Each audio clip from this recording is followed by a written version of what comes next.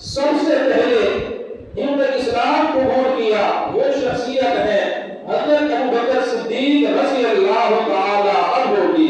سب سے پہلے اردو میں انہوں نے اسلام قبول کیا۔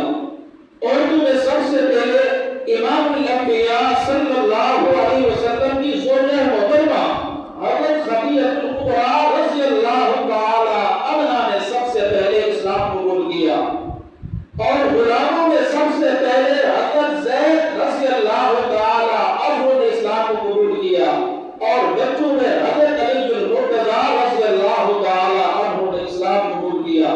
یہ چار بندوں نے سب سے پہلے اسلام قبول کیا۔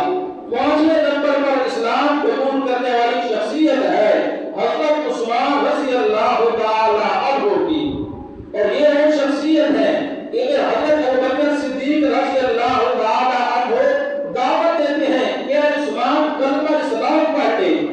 حضرت ابوبکر صدیق دعوت دے رہے ہوتے ہیں، اسی عثمان نے اللہ کے پاک کو مکہ میں تشریف لاتے ہیں، اللہ کے رسول کی دعوت دیتے ہیں عثمان کلمہ پڑھے۔